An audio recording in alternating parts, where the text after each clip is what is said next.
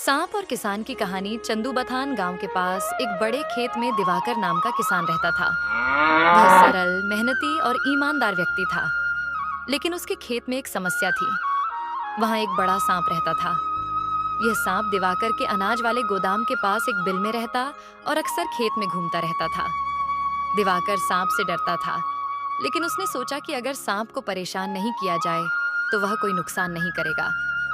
एक दिन दिवाकर ने देखा कि सांप अपने बिल के पास कुंडली मारे बैठा है। यह देखकर उसे डर लगा, लेकिन उसने सांप को अनदेखा करने का फैसला किया। तभी दिवाकर के मन में ख्याल आया कि यह सांप शायद भाग्यशाली हो सकता है। उसने सोचा, कई लोग सांप को भगवान का रूप मानते हैं। अगर मैं इसे दूध चढ़ाऊं तो यह मेरे खेत के लिए शुभ हो सकता है।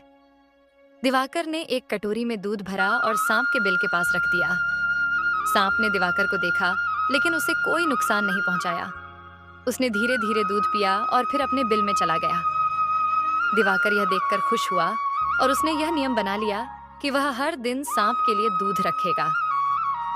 अगले दिन जब दिवाकर दूध लेकर पहुंचा तो उसने देखा कि बिल के पास एक सोने का सिक्का रखा हुआ है।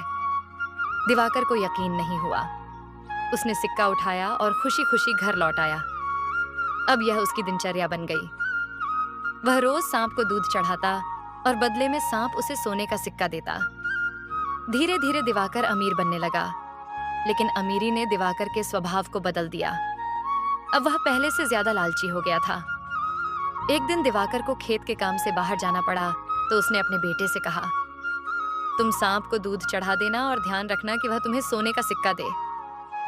दिवाकर का बेटा युवा और नासमझ था। उसने सांप को दूध तो चढ़ाया, लेकिन उसके मन में लालच आ गया।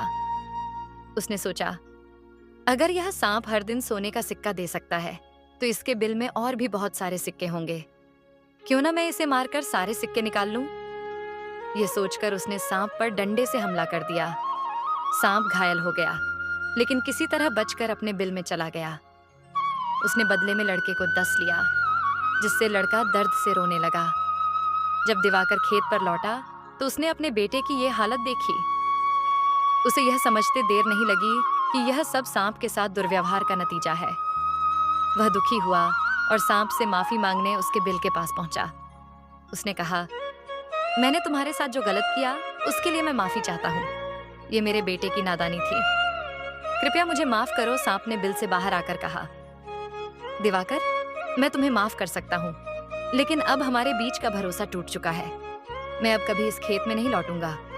याद रखना, लालच और विश्वासघात हमेशा विनाश का कारण बनते हैं। और फिर सांप ने दिवाकर के बेटे को चमत्कारी रूप से ठीक कर दिया। ठीक है, अलविदा।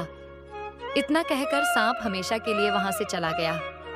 दिवाकर ने अपनी मूर्खता और लालच पर पछतावा किया, लेकिन अब कुछ नहीं हो सकता था। शिक्षा, लालच बुरी बला है।